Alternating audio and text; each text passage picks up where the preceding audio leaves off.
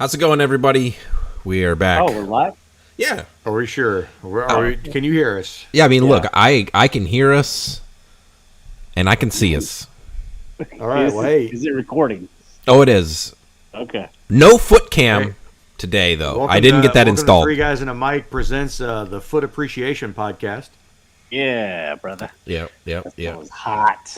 Look, Hot. I've always, do you think Laris would want to join the Foot Clan? He'd be the fucking Foot Commander, bro. Yeah, bro. He'd look at Shredder and be like, this is my crew now. Yeah. Either that or he shows up in fucking Pulp Fiction. Oh. He's a fucking foot massage master. I'm the foot fucking master. Yeah. God dang. God, Laris is gross. I know we're probably not going to get too much into it actually on the actual pod, but how creepy was that scene? Look, it's Full disclosure, I guess it depends on who you are, but I thought it was really creepy. Well, I would tell you, I thought it was lazy writing, personally. So, there's an episode of Sex and the City out there where Charlotte, walking down the street, shooting people that she meets, fully loaded Tommy gun. She sees in a window, some shoes, so she goes into the shoe store, and this guy's like, hey, let me help you try on some shoes, and he's putting them on, and he's clearly enjoying himself. And she's like, oh, well, how much are these? He's like, oh, they're free. Yeah, they're free. Yeah. And so she comes back because her friends tell her, hey, this is probably not a good thing to do. So she comes back, and he's like, look, you could keep the shoes. I got 5 pairs of shoes back here that I've never seen on a foot. I just need to try them on real quick. And so he's doing the different shoes, and he's doing think about it like the Vince McMahon thing where he's in the chair and he's fucking freaking out, And he's like, yeah. And so progressively, as she's trying on shoes, finally he's like, okay. And the music stops, and he's like, ah. So anyway, what I'm trying to say is, it seems like they consulted Michael Patrick King from the writers of Sex and the City to make that. So it's kind of lazy. Seen it before. Nothing special. But anyway, I thought it was disgusting. I'm ready for Laris to go. I think he's here for the long haul, man. I think. Well, I'll save that, but I think he's here for all the seasons. All right. Well, Josh, I hope not. Do that beautiful intro. Whoa, hello.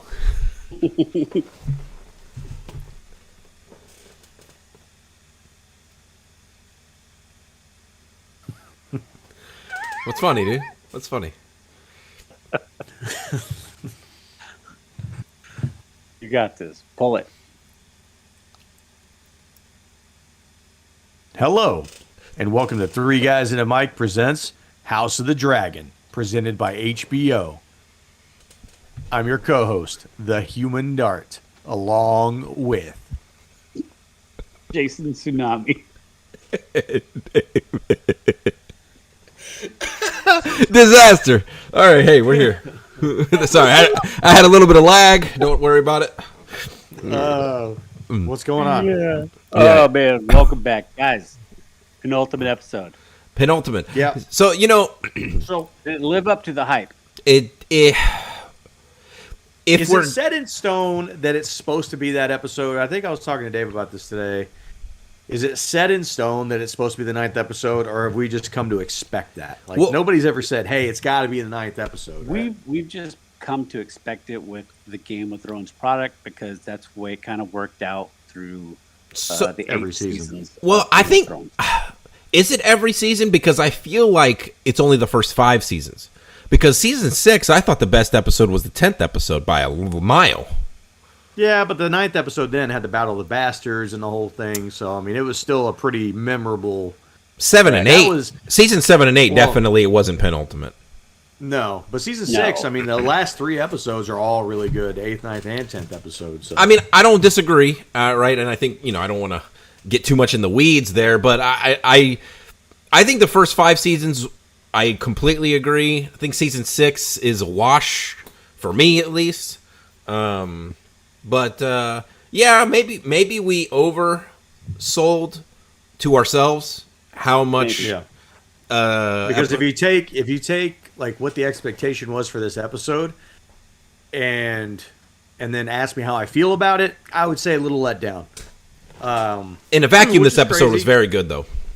Yes. If you're not thinking about this as the 9th episode and something cataclysmic should be happening, then it was a great episode. But I think if you're looking at it and you're anticipating something really big happening from the 9th episode, and you get Rhaenys breaking through her beast breaking through the boards, right, and coming up. Listen, which is not nothing, but like in order to make it like a true 9th episode, she should have said Dracarys. Okay, what I was gonna ask. I was gonna ask if she roasts, which we know realistically, we know that she probably couldn't have, or else the show wouldn't have happened. But let's say she'd have roasted Alicent and Aegon, just those two that were right in front of her, and then everyone else survives. Kind of hard to do that, though. Okay, go with me here. Okay.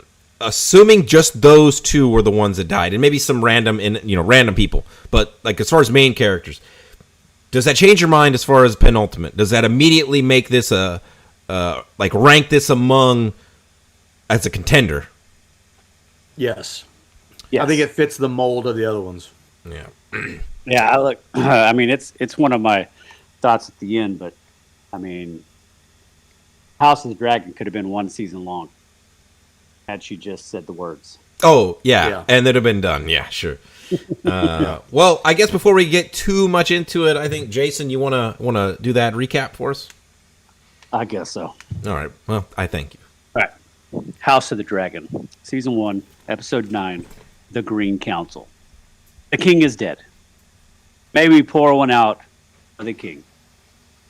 But leave it to the Team Green to reveal that they have been waiting to pounce as a slew of prearranged orders are set to take task before the body of the king is even grown cold. Otto, along with most of the small council, are all in agreement that Aegon is to ascend the throne. And to be sure no one deviates, the one member, Lord Beesbury, is accidentally killed by Sir Crispin, and I use accidentally in air quotes. The Lord Commander, Westerling, resigns, and with that, all their plans are set into place. No one knows the king is dead until the coronation of Aegon. Unfortunately, Aegon is missing and can't be found. While the search is ongoing, all the lords at court are summoned to swear their allegiance to or be detained if they're for Rhaenyra. Once the prince is found by Sir Criston and Aemon, it's off to the coronation. Meanwhile, Rhaenys, who has escaped with the aid of, I think, Sir Eric, one of the Gold Cloaks, makes her way to the Dragon Pit. Which Sir Eric are we talking about? Is this Eric or Eric? I don't know. They're twin brothers. They're twins with the same name. Lazy fucking writing. Okay, I'm sorry. I don't disagree. The coronation is taking place at the Dragon Pit, and where the coronation is taking place just happens to be, of course, where the dragons are. And we get a grand entrance with a princess, Rhaenys, upon her dragon, who escapes. Was the episode. Yeah. I mean, look, like, forgetting the whole penultimate thing, this is another absolutely rock solid episode. I very happy with it overall. Yep. And it was very reminiscent of. It had that feel of the Sept Baylor. Which episode was that? 10. The 10th episode of the 6th season. Yeah, a lot of the heavy piano throughout. Yes, I got those vibes as well. Yeah, very methodical in the beginning, as everything is just kind of happening as everything's kind of unfolding. Yeah, the beast under the boards turns out to be an actual beast under the board. Yeah. It pays to listen to her when she talks, man. She's always, it's something in riddles, but I mean, she called out specifically like Aemon's eye. She's called out the battle between black and green, and now this. Yeah. Yep. And it's like if she says something, it's like you almost got to stop and like re-listen to it and get ready, pay attention. yeah, I do like, just to hit it home again. I do wish more, or like Rainey's would have went a little bit more like ape shit on the dragon. A bit, like kind of breathe fire around just randomly. Just kill a bunch of civilians, Dave. Collateral damage. Which she definitely did already. I mean, she did. Like whoever was directly underneath when she came up, they're gone. They're dead as fuck. They're dead like Cersei. Yeah, that's true. But any other thoughts? What do you guys think? What did you guys think of the episode? I thought the episode was really good. I would say the only issue I think I have with the episode is it was 100% the green perspective. And this episode had absolutely no Rhaenyra or Daemon whatsoever. Yeah, I think it's the first time that's happened. Yeah, and I just wish maybe even like a Raven landing at the end of the episode, and Rhaenyra is like, give me something like, I don't know. That would be my only gripe for the episode, is that it was all green. And I get it, like, you got to go through the whole rigmarole of how do we overthrow this whole thing. And I would tell you, it doesn't appear to be as hard as you'd think. To get everybody to change their mind and support Aegon over Rhaenyra over here, who's had she's had the juice for the last 20 years. Yeah.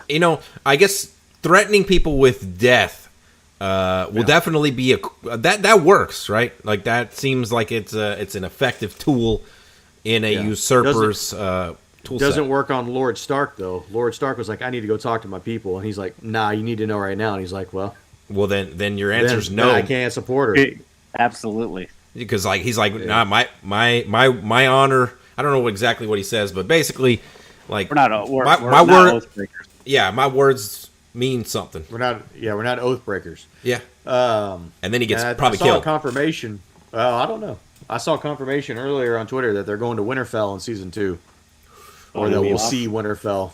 So I'm assuming. I mean, I don't know. Maybe the show goes to Winterfell because Stark does die. I don't know. We'll see. I don't know. It was nice to see, water is wet and Starks, have honor. So that was good to see in the show.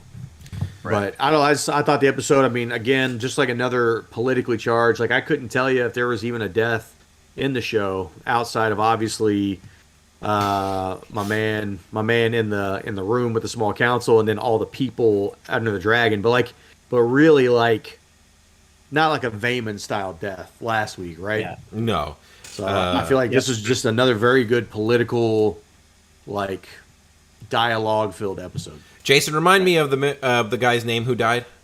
Lord Beesbury. Beesbury. Okay. Yeah. I keep wanting to say Bradbury in my head. I mean, how hard do you need to get slammed down to have a cue ball basically go through the temple of your skull? My man did have some old bones, so yeah. He did. And the guy next he was 67. I think the guy next to him's like, "Hey, we need to get this guy out of here. Like, can we move the bodies?" And Otto's like, "Nah, man, no, not until we're done with this meeting." And this dude over here is just like bleeding out. This puddle of blood is coming ever closer to him, and he's like, "Scooch over." He's got to sit Indian. He's got to sit Indian style in his chair, all stupid. And now we know why they don't use the balls anymore. Oh, I wouldn't be surprised if like it's a subtle thing where they're not at the table they're going not forward. there next season. Yeah. Well, and it's funny too. It's like that's why they send ravens now instead of messengers, because Daemon beat the shit out of that messenger. Oh, really? Yeah. Yeah. That's what it's a meme that floats around on Twitter and stuff right now, but it's of who was the maester at Master Aemon, at the wall, and he's telling a story about how his whatever Daemon, beat some messenger to death. That's why they use ravens now. Oh, They are faster. Yeah, so that's kind of funny. that's cool. Interesting. Uh, Nice throwback. Yeah. So, what's the first category, Josh? Favorite scenes. I think there's two obvious choices this week. I'm gonna go sure. first because I feel like this is low hanging fruit, and it's the Dave's small never council meeting. met a low-hanging fruit he didn't like. That's right. It's a small Yeah. council meeting just after when they tell the small council that King Viserys is gone, and I think what really sets that off for me is the reveal that the small council basically like, all right, cool, hey, so that plan we were all working on, Working on all this time. let's go ahead Like and how fast it transitions where they tell the dude at the end of the table and he's like, oh, and it's quiet and it's like, oh, and he's like, okay, so we're moving on to the plan, right? Yeah. And then they just start running through, and you see Allison's And then like, Otto sits down and he's like, yeah, okay, so let's go. Let's talk about business. and yeah, every one of them, it's like kind of gives everyone like a shot, and they're like speaking and telling what they're gonna do, and then Allison's just like, Wait a minute. Let me get this straight. yeah, she interjects, and oh no, I think one of the guys basically says, "Oh, it's good that he told you that on your on his deathbed. That's gonna make this plan way easier." Yeah. And she's like, "So wait, y'all were gonna do this regardless?" And they're like, Without my knowledge. and she's like, they're like, "Don't worry about it, Queen. Some stuff you don't need to hear." So, Yeah. what were y'all surprised by that? Was that a big like kind of oh shit moment for any of y'all? Well, for me, like I thought it'd be Allison kind of leading the charge, and so I was wrong on that note. But I was surprised at how many people were involved. Like I thought basically this was- everyone in the room almost. Yeah, basically everybody except for the guy who died. Beesbury and the Except Lord for Commander. Beesbury. And the Lord Yeah. Commander of the Night's Watch, yeah. Hey, and shout out to the Lord Commander. I mean, dude, Yeah. honorable motherfucker. He saw what happened to the one guy who stood up, and he took the proper way out. He was like, you know Yeah. what? I serve a king. There isn't one. You don't need me here. He said, Yeah. I'll come back when there's a king. Yeah. The problem is Allison's already stated that Kristen Cole is going to take his place. Correct. That dude's totally going to go to Rhaenyra. Yeah. I hope so. She's going to need the help. Yeah, I don't. I wasn't surprised by that because I mean, we've been led to believe throughout the whole show that Otto is, scandalous, Yeah. and so it doesn't surprise me. And I mean, plus we already know that. I mean, he's been leaning towards trying to get Aegon on the throne the whole time. Yeah. So none of that's surprising. I'm surprised that Allison wasn't a bigger part of it already. I agree with Jason on that. And look, I was happy to see that Allison was not quick to want to kill Rhaenyra. Yes. Yeah. Like I was happy to see that she at least respected Rhaenyra and wants to give her a shot to get the fuck out of town. Agree. Real quick question. This is just doesn't really fit in predictions, but do y'all think that small council meeting goes any different, and if so, how? If Allison doesn't get the false news from Viserys about Aegon and the Song of Ice and Fire, like if that moment didn't happen, and Allison is just going into that small council meeting without that, how does that go? I think it goes almost exactly the same. Does she Yeah, go I along just with think- it? I was No, gonna say, I I think- don't know if she buys in as fast, but I think ultimately, I mean, again, she's got to know something. You would think so. Yeah. And I don't know. She I'm not so goes in- convinced. if she goes in blind, I do feel like Otto just basically runs right over her. Well, I think Yeah. This is I what's going to happen. I think that's probably more likely. Like, I think it's to the point where Allison, doesn't want any part of it, basically. And I think she gets forced to, like, get locked in her chambers or whatever and kind of pushed to the side. But Correct. right now, you think she feels vindicated, or Yeah. she feels it's her right to do this because she thinks that's what Viserys said. The On the way out. The unfortunate part, in my opinion, and this isn't really like me delving too far into the future, but I do feel as though this unfortunately puts Allison very much in the role of blaming herself for everything that's about to happen.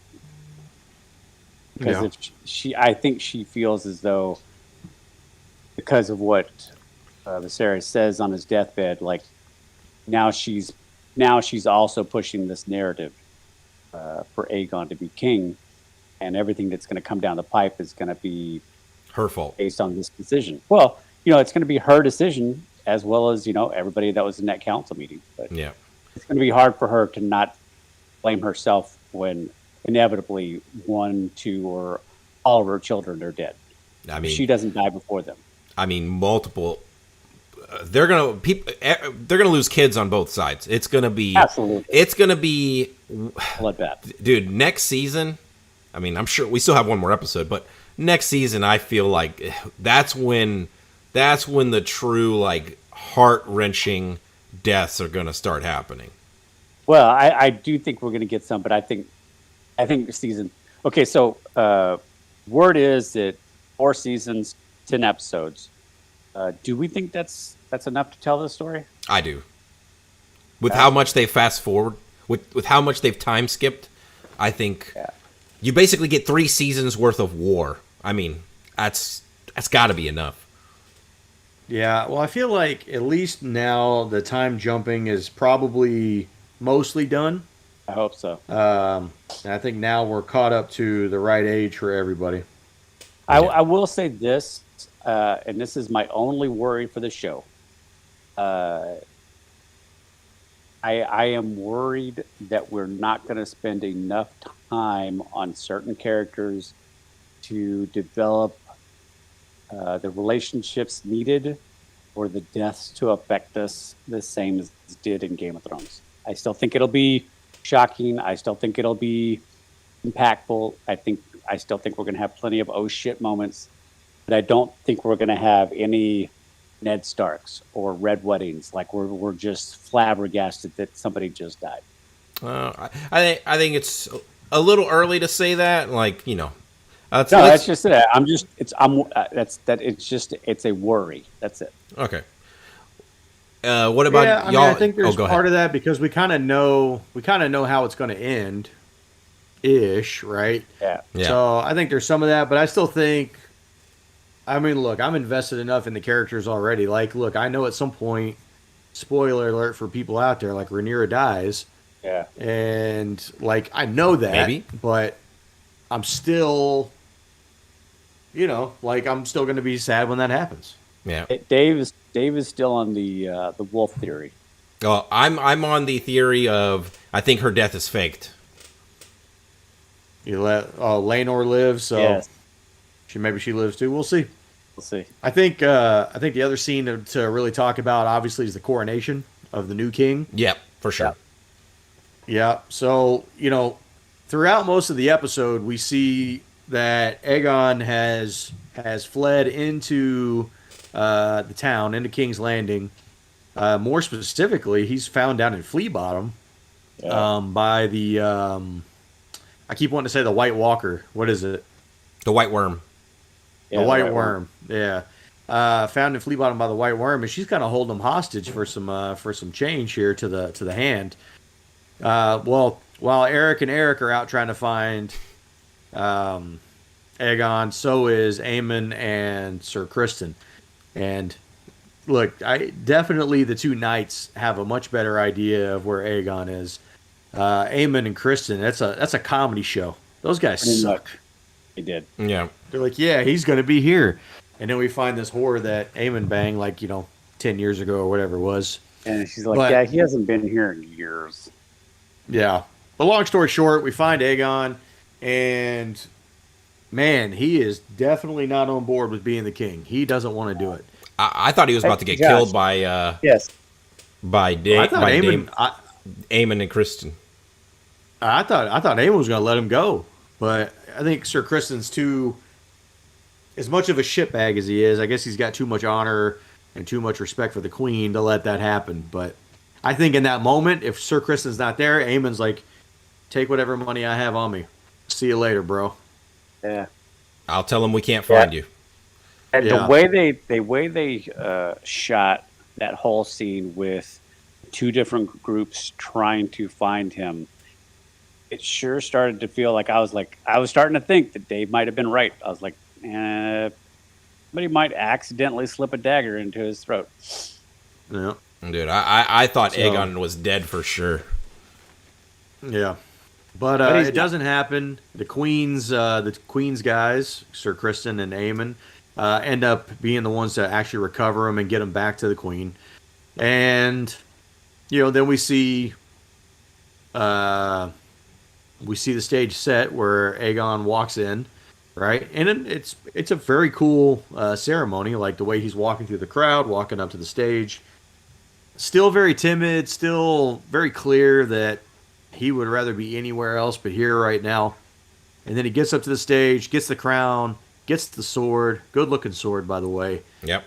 The crowd's cheering, and as the crowd's cheering, you can kind of see him like, oh, Okay. okay, this is what this is, huh? Yeah. And then he's fully into it by the end of it, man. He's got the sword out. Yeah. He's cheering along. Yeah. And then fucking boom. And then Yeah. Rhaenys busts through the floor. The demon, Yeah. or the beast below the boards. Yeah. With that big ass red dragon. That was a cool looking fucking dragon. That dragon is cool as fuck. Yeah. The way they shot it, where it's crumbling smoke, and then as the smoke clears, the dragon steps through the smoke, and it reveals that of course it's her, but it's still made for a great shot. It's a good scene, for sure. And then we see the dragon kind of pulls up on Aegon. Alicent steps in between the two, and we just get like a real good roar from the dragon, and then he's up and out of there, or she's up and out of there, and that's kind of where it ends. But I guess I got two things from that scene. One, I was worried that Aegon was just really going to be like a doofus, kind of sad king, but now I'm worried that he's going to be a little too amped up. Okay, After that, so he's going to a little too much love for the power, I think. So this is one of my questions in the end. So since we're right here and we're discussing it, I'll just go ahead and bring it up. It's a two-part question. Going up into this moment, like how worthless is Aegon? Very. Oh my god! Like super. Like tits on a boar. Okay. Now, just to what you just said, Josh. Now, do we think that changes when the crowd cheers him and he seems to realize in the moment and he starts to soak it up? Do we think he becomes like more actually useful? Yeah, like do we feel like the capacity is there and now he's discovering the capacity to do it? Yeah, Or do you think he becomes more towards the Joffrey side where now he's like correct. Yeah. He's more I think it's more towards the Joffrey side personally. Yeah, I'm leaning more towards the Joffrey / Robert Baratheon. Like Yeah, maybe not the brutality of Joffrey in terms of just like shooting arrows through whores and stuff like that, but I think just the petulant child kind of thing. Yeah, and then probably a lot of whoring and drinking. Yeah, for sure. Yeah. Yeah, and then the second thing I thought in that episode, where our question was obviously why didn't she just burn everybody alive up there? Besides the show needing to happen? Besides everybody on that stage having plot armor. Yeah. Why didn't she just rain fire? Is it the conversation she had with Alicent earlier? Does she find some new respect for Alicent? Is it the fear of maybe, it's not a good look for Driftmark? Yeah, I mean, to be killing like the whole royal family? I don't know. I guess if you're looking at it politically, right?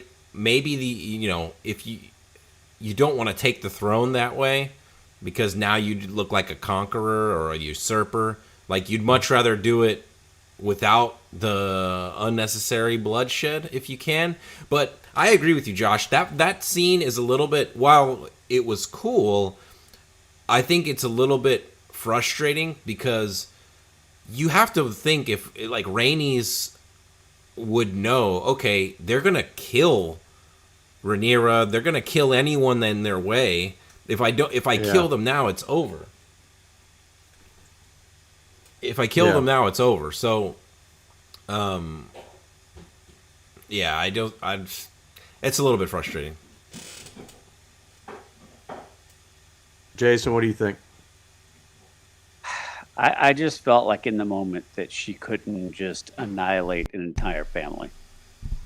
As simple as that sounds, like and as easy as it would have been literally to end everything that's about to happen. Like I just felt like in the moment she couldn't pull the trigger.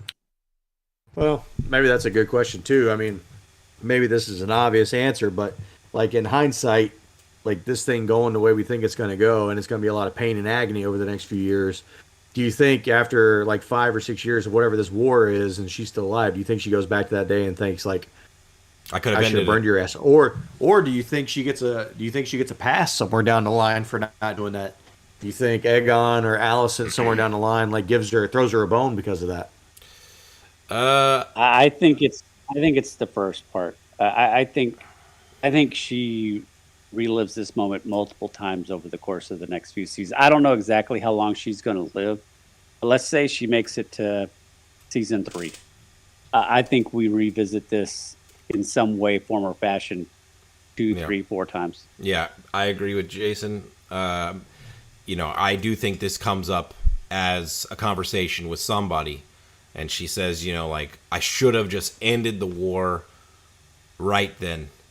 Because I don't know who I was talking to earlier today, but all of the players on the green side were right there. All of them. Right. Well, all of them of note, right? If she wipes out that whole side, right there. If she wipes out that whole side, this war doesn't happen. It's over. Sure, you might have a few lords here or there that might try to rise up, but all the real people of power are gone. Yeah, I almost feel like this puts Rhaenys in a position of like, can you trust her? Right? Like if I'm Rhaenyra, like True. Okay, she escaped and you could get some things, but absolutely see the conversation with Rhaenyra saying something like, why is it that you didn't end it when you could have? Oh, for sure.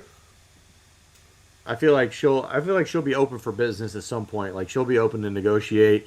She could be that person that turns somewhere down the line and really swing the favor in a different direction, like kind of like Braveheart style when the Scottish lords turn on William Wallace. If Rhaenys, she'll be there. If Rhaenys ends up being the ultimate like trap for Rhaenyra, and like Rhaenys lives on, and like Rhaenyra is killed because of Rhaenys like last minute turncoat situation, dude, that's gonna be brutality. I agree, and the reason why I agree is because I don't see it happening. Now that doesn't mean it won't. Game of Thrones makes you question everything, but I think again that this is why it was a great idea to merge those families when they did.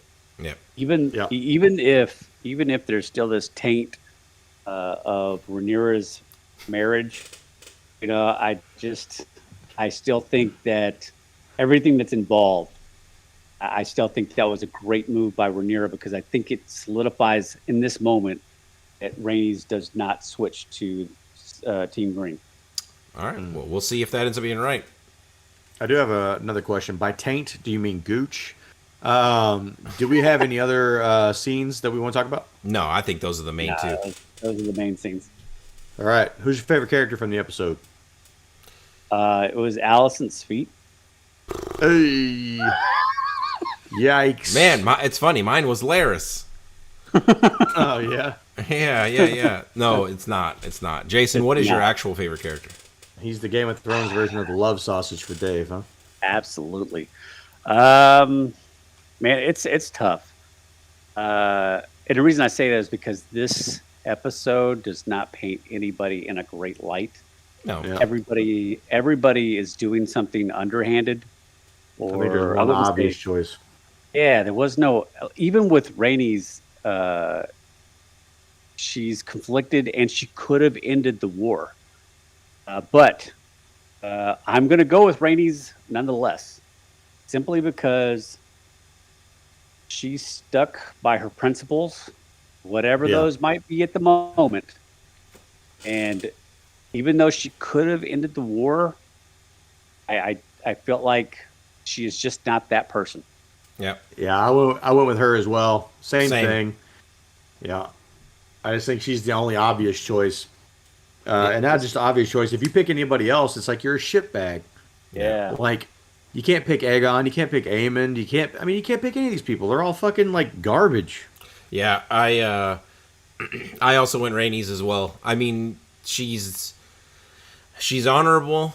Even when, Alicent is telling her things that really are true. Like, Yes. she doesn't have, nobody knows about Laris, but, she doesn't have any heirs left that she is aware of.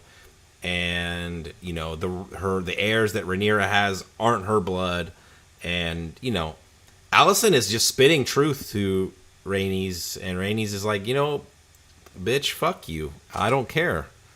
It's great. In that regard, it is great writing because in this episode, no matter what you think about Rhaenyra's situation with her children,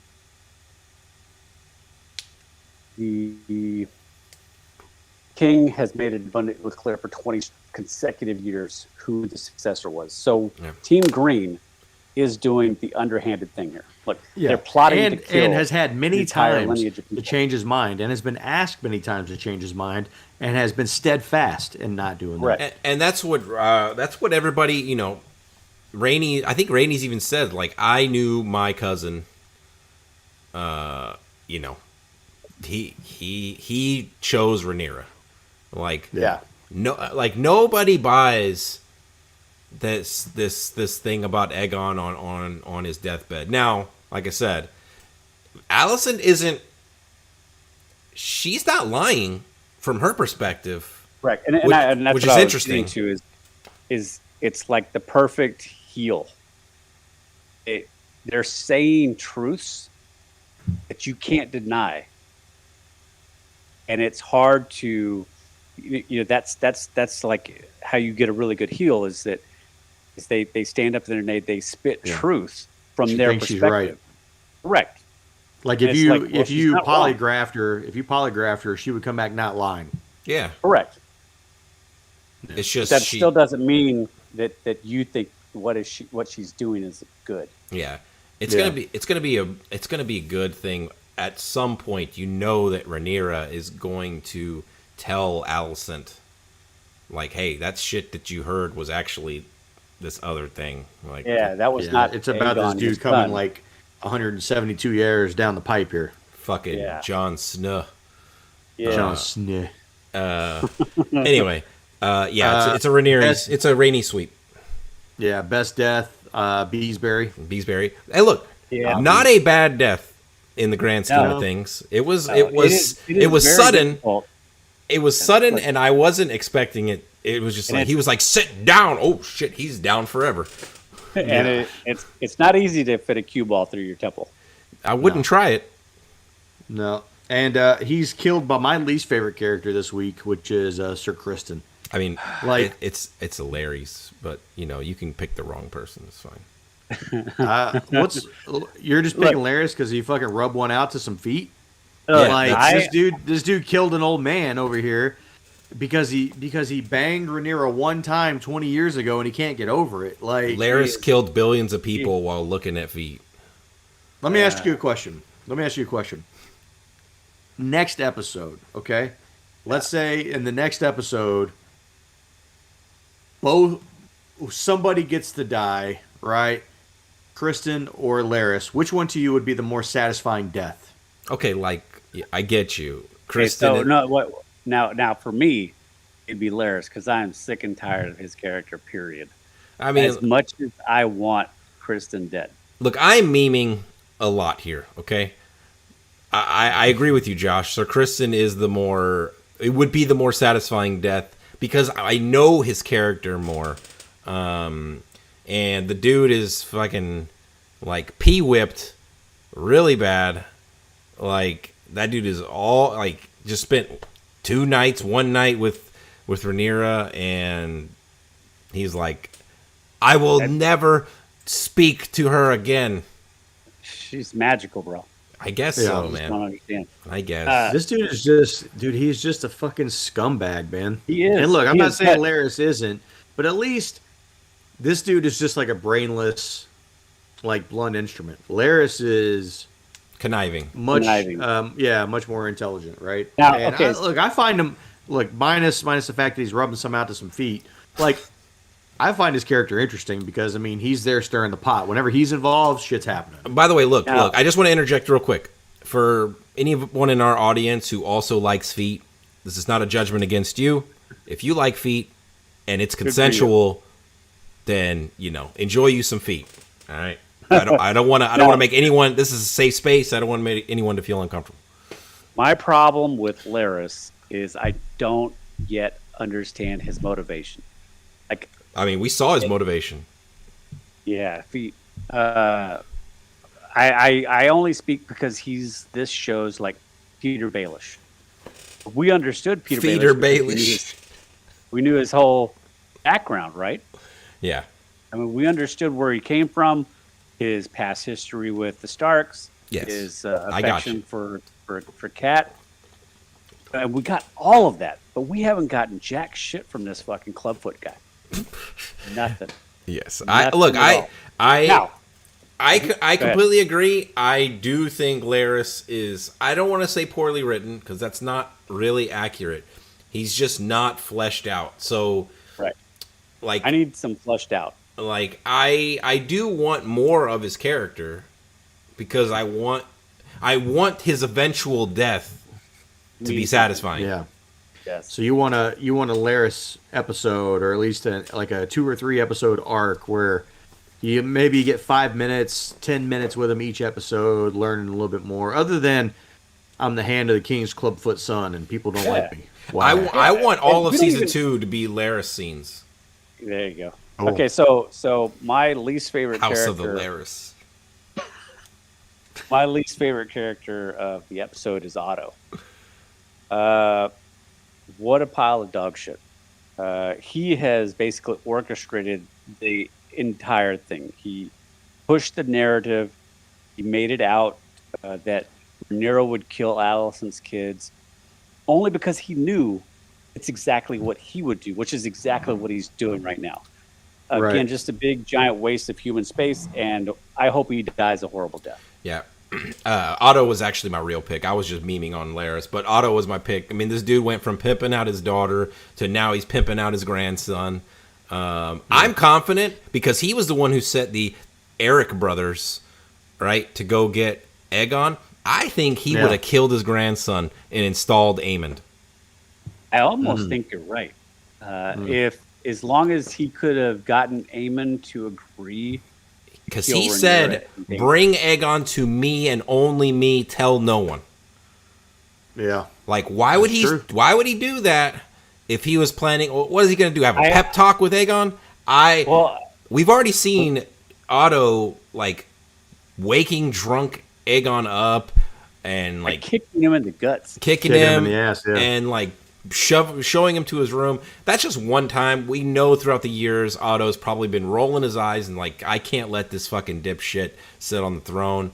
I think he would have killed his own grandson and installed Aemond. I'm standing by that. I'm not going to disagree that the entire section of this episode that plays out with Aegon, I kept waiting. I thought he was going to die. Like, I thought Dave was going to be right, and I was going to have to listen to how he was right for the next that would have been so good. Years.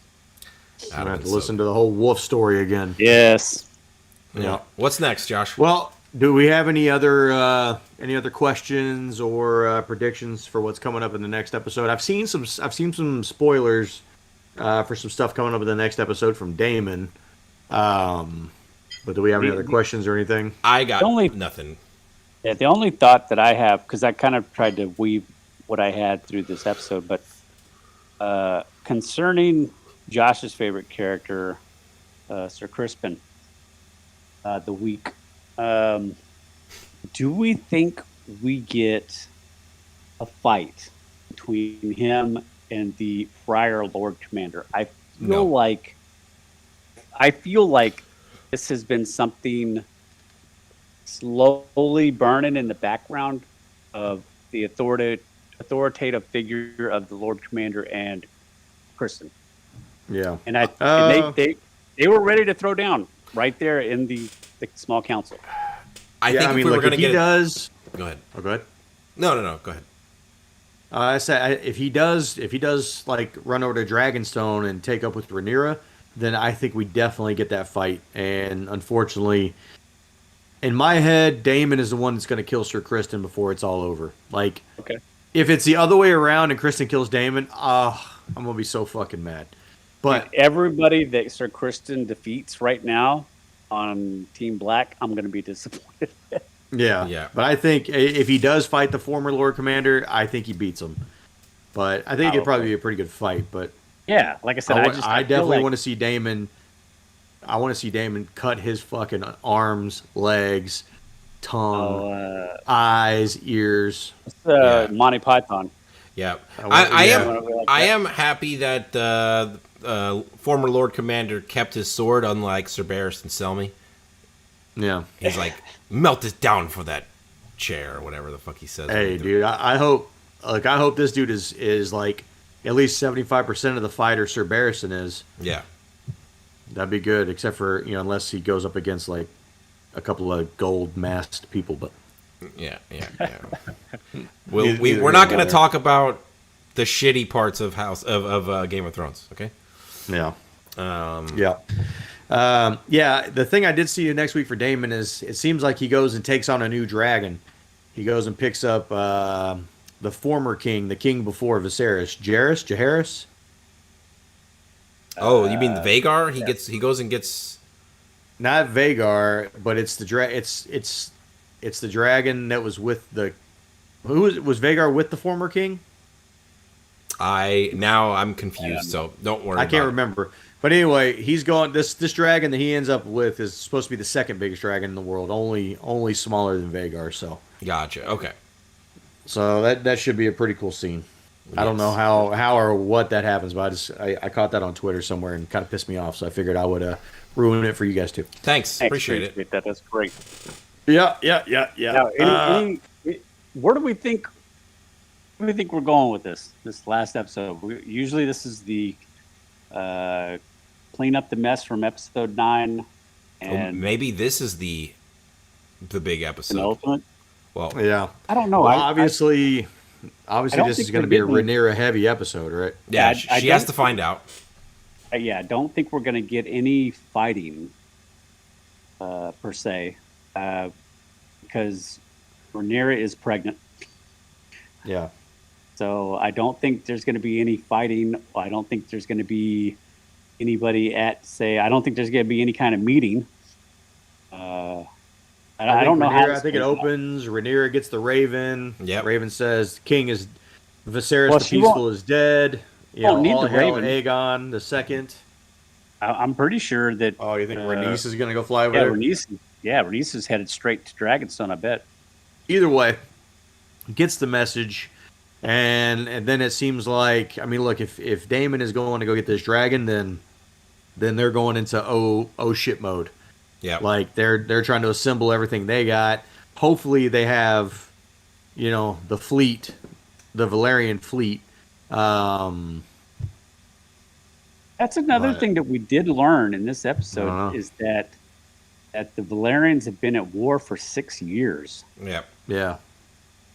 Which is kind of like off-putting, because what size or what is left of this fleet, this Valyrian fleet, after 6 years of war?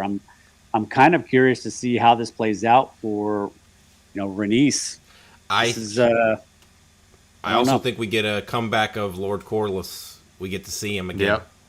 Yeah, he can't die off screen. Nope, because he's too cool of a character. Yeah, absolutely. So I don't know. I'm excited. I'm sad. So many emotions. That's the last episode, and there's a lot of people out there saying this could be the last episode we get of this for 2 years. No way. No way. Yeah. I refuse. I refuse to believe that. That if that's true, man, I'm gonna be in my 40s by the time this show is done. I'm done. I'm done. Hey, here's the good news: is we know for sure, at least by then, we'll probably be on movie number 70 of the AFI list.